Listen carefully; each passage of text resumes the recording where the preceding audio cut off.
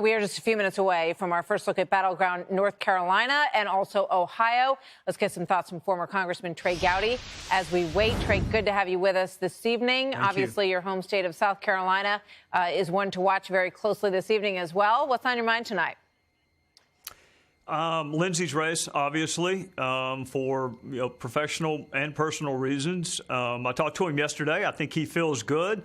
The first congressional district, Martha, Tim Scott made that district look really easy for Republicans. It never was. Mark Sanford won, but then he got booted out in the primary, and Republicans lost. So I am interested in what happens at the coast down in Charleston. You know, we're looking at some of this voter analysis and digging into the numbers in the various states. In South Carolina, for example, President Trump leads in men 57 to 40, but he's losing with women 52 to 45. When you look at a place like Georgia, it's really upside down. Men 51-46 for President Trump, but women 56 to 42. Do you think that the president tonight, looking at these numbers in the Trump campaign, is concerned about that suburban women vote across the country?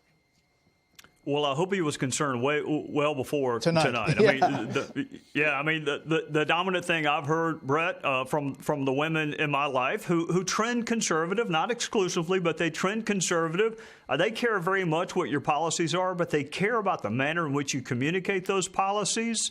The President Trump who showed up at the second debate, if he had shown up at the first debate, I think that gap with suburban women would be smaller, frankly. Yeah, we don't talk about that with Chris Wallace on the panel here. We don't, Sorry. We've told the no first debate comments at all. Sorry. No. Okay. There was no first debate. All right. Anyway, moving on to the second debate.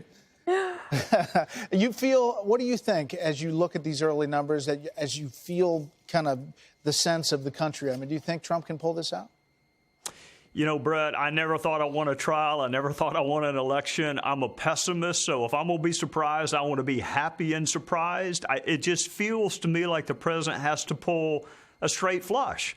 But in his defense, I felt that way in 2016, too, and I wound up being dead wrong. So it just feels like it's a gauntlet Republicans have to win. They've won one popular vote out of the last, 6, 7 presidential races. So you put a lot of pressure on pulling that straight flush in the Electoral College. And if you have one hiccup, then you're through. You're done. So, Trey, the other vote that we're watching very closely is the Black and Hispanic vote. And just taking a look at some of these numbers in Georgia from our voter analysis, 92 to 6, Biden-Trump among the Black vote in the early going here. And, also some support, though, a little bit better for the president, 33% among Latino voters. What are you watching with regard to that tonight?